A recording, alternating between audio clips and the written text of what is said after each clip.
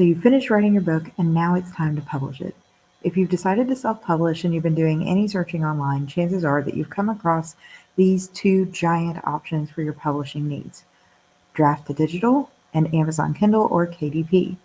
Both have great pros and both have some cons. And today, as a USA Today bestselling fantasy author myself who has self-published my own books on both of these platforms, I'm going to be sharing some of those pros and cons with you. Anything from royalties that you receive to the amount of time it takes for you to get them, to the rights to your stories, and more.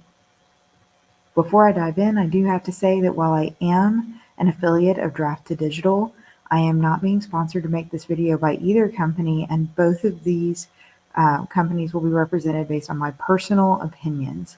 So everybody's opinion may differ. Please do your due diligence and research these companies for yourself before making a final decision. But let's dive right in. So the biggest and most important aspect of self-publishing is making sure that the distribution matches up to what you need it to. That means that it's reaching your target audience so that your readers are buying your book, reading your book, and enjoying your book.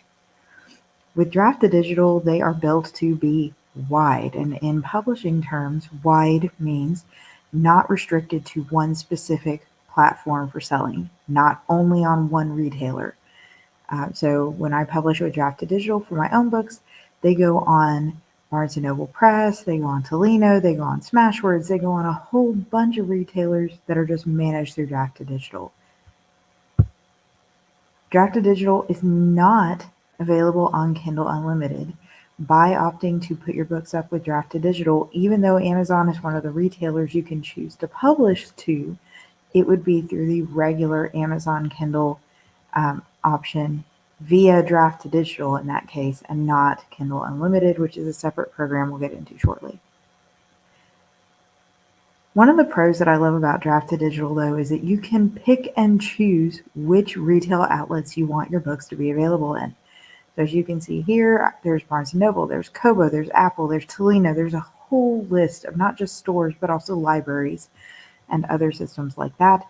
You can pick and choose where you want your book to be, and you can have your book in either an ebook or participate in their new print beta, which I believe is partnered with a print distributor that is not actually printed by Draft2Digital themselves. You can read more on that on their website. I have only used them personally for ebooks, and ebooks are the main focus of today's pros and cons list.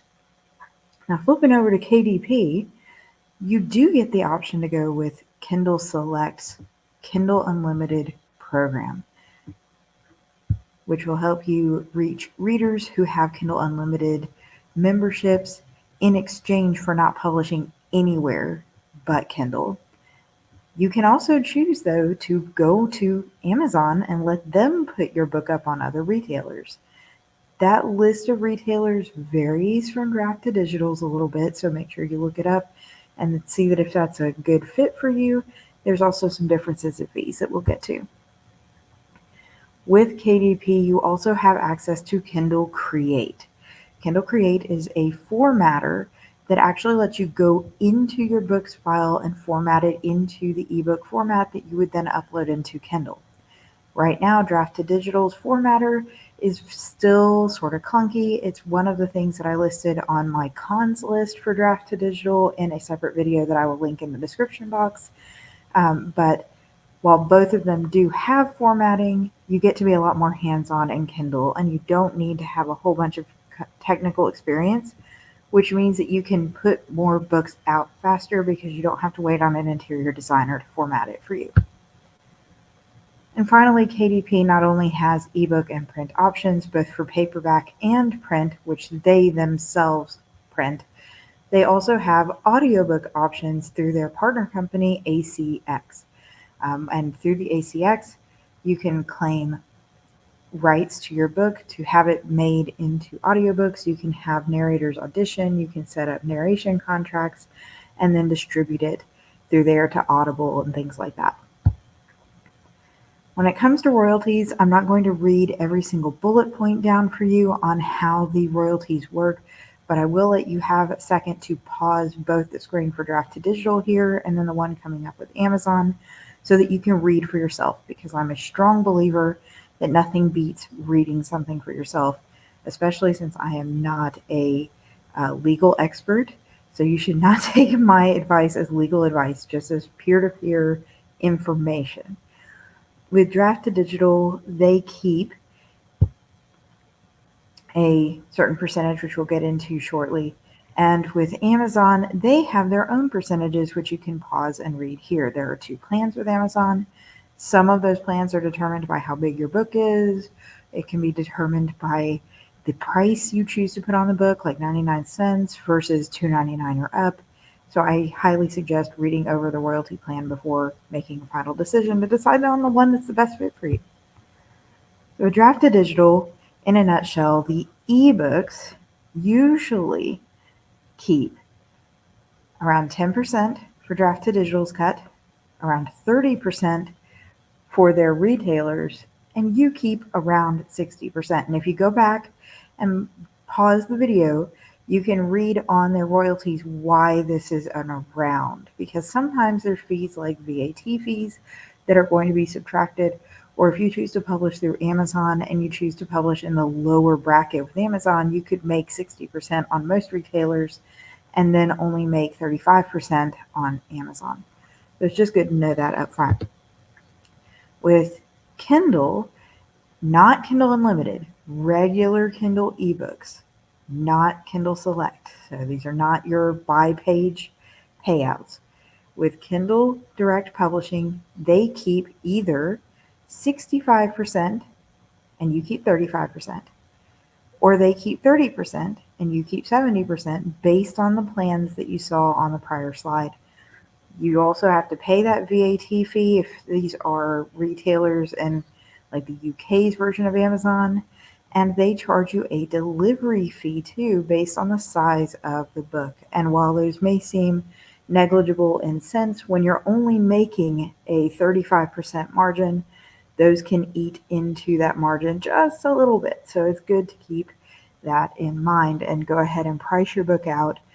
Ask yourself how many books you would have to sell at that royalty rate to make your money back, and then decide which plan is best for where you are. Now, rights are really trending this week, as they should be, because our content is everything. Kindle Select, which is KDP's select program that puts your book up in Kindle Unlimited and gives you options to put your book up for free for a few days every 90-day cycle or 6-month cycle, and put your book on countdown deals and have some other marketing perks. Kindle Select is an optional 90-day program that does require your book to be exclusive to Kindle in the ebook version. You can't even give it away for free on your own website. It can only be available for Kindle for the duration of the time it's enrolled in KDP Select. You can opt out of renewal anytime, and then when your 90 days are up, you can take it back down.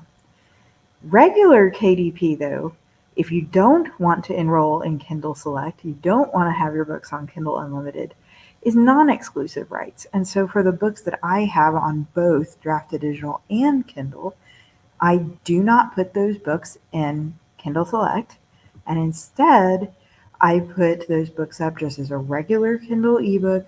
I miss out on the KU opportunities, I miss out on that marketing, but it's worth it to me to have the wide audience, to have it available on other platforms and be able to give it out on my own site if I want to. Some of my series are exclusively Kindle Unlimited, and I cycle which series those are. When they go to Kindle Select so that they can be on Kindle Unlimited, I have to take them down off Draft2Digital first, and don't expect that to be a flip of a button. You have to take them down and then give them time to come off all the other retailers so that you don't risk getting dinged by Amazon when whatever checks the internet to see if it's available somewhere finds a copy. So it's important just to make sure you go back and check that first. If you're in doubt, here is the terms directly from KDP Select down in blue. Your Kindle ebook must remain exclusive through the remainder of the 90 of the title's current 90-day participation period. With Draft2Digital, rights are a little more simple. They don't claim any ownership of your works. There's no exclusivity with them. When you publish through Draft2Digital, you give them permission to convert, copy, and distribute your files and release your book for sale, and you can revoke that permission at any time. Now, of course, as I just said, revoking that permission doesn't mean that it's going to be a flip of the switch and every retailer that you've chosen through them is immediately going to take your book down. It's going to take some of those retailers a little bit of time to get your book down. And that's the same even if you went to those retailers yourself. If you put a book up on Barnes & Noble Press, you can expect it to take a little more time to come down. But you have very clear rights here. Shifting to money. We talked a little bit about royalties. Now let's talk about when you actually get paid. With Draft2Digital's ebooks, there's no set schedule for when you get paid, but there is a minimum threshold. I say no set schedule to my knowledge. Now, they do not always get paid immediately because retailers have schedules, right? If Amazon only pays out after the first 90 days, and then it's rolling 90 days after that, then you're still going to have to wait for that before Draft2Digital gets your money. And the same thing with Barnes & Noble Press or Apple, whatever their policies are is when they're going to send Draft2Digital your money, and Draft2Digital can't pay you if they don't have the money. So while there's no necessarily set schedule, there is a minimum threshold that I believe you can choose. I think I chose mine, and then when it hits that amount in my account with Draft2Digital, they initiate a payment and they put it in my account. Now, they do tell me my progress. Every month I get emails on my statement for how much I made from these different platforms. And then they combine the royalties from all those platforms into what would be my payment. On Kindle Direct Publishing, KDP, for their ebooks, you get paid monthly at the end of the month, starting 90 days after the book first started making sales. And that's a rolling 90 days. So if you listed a book in December, you would make sales in December, sales in January, sales in February, and then at the end of March, you would start getting paid. And that's my understanding anyway, and my personal experience, but I've been a part of KDP for a really long time, so double check. So then anything that you made in January, you would get paid for the next month. At the end of the next month, at the end of February, you would get those royalties at the end of the next month. And the good news is when you're done selling, you're still going to keep getting royalties for a couple more months, right? Even if you unlist your books, because whatever's sold, you're going to get. They don't have a minimum to my knowledge, or at least mine is not set up. I've had royalty months be as low as $1 something. I've had royalty months be a whole lot higher, but hitting a certain threshold does not initiate a payout any sooner. You're still not going to get paid until they actually have cleared those 90 days. All right, so let's talk about my personal experience. We talked about the facts. I've showed you some snippets straight from the sources about why I use both Draft2Digital and KDP, and hopefully answer some questions about which is better for you. In my experience, Draft2Digital has been much better for reaching wider audiences, even though Kindle also offers an ability to reach some wide audiences. And I don't know if this is because there's a wider range of retailers per se, or it's my ability to change the pricing per retailer or toggle them on and off for sales. But I see a lot more success personally with my wide audiences using Draft2Digital than when I tried to use KDP's wide audience. That's for me writing dark epic fantasy. Draft2Digital was super simple to set up for multiple platforms at one time. And as I said earlier, I do have a pros and cons video that I just put up after 18 months of using Draft2Digital, and I'll link that in the description box.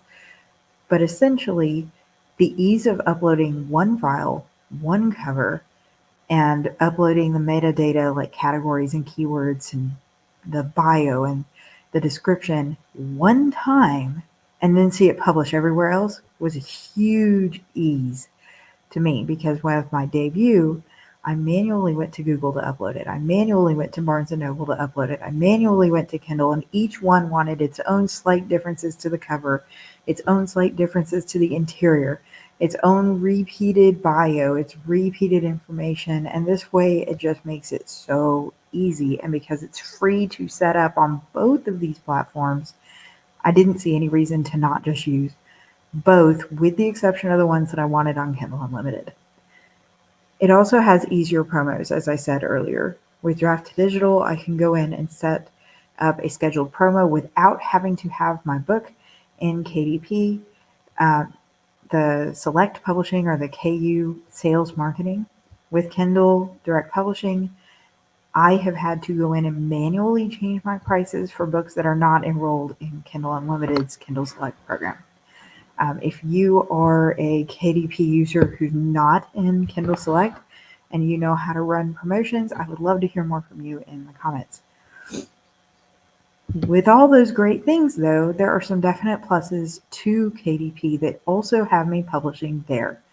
So I publish everything on Draft2Digital except Amazon. You can't list it on Amazon through both Draft2Digital and KDP. You can do either or. And I choose to go directly to Kindle because I like their quality print books. They are not in beta. Maybe I'll change my mind once I've tried Draft2Digitals and I see what I think of their quality. But for now, I'm really satisfied, especially with my hardbacks of Splitting World, to go through KDP for my print books. Their ebook formatter is so much better as of February 2024, in my experience, in that I can actually open the file in their formatter and put in my special scene breaks or chapter breaks and edit right there, and then download the package and upload it in.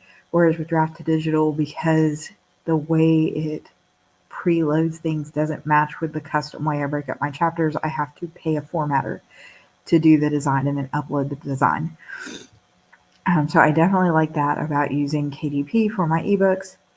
And then I have access to KU, Kindle Unlimited, for the books that I don't want to have wide at that time, so that readers who maybe wouldn't buy my books one-off, an entirely different audience of readers, can read my book, and I get paid per page that they read. And it's a small amount per page, but it adds up if someone's reading your whole book.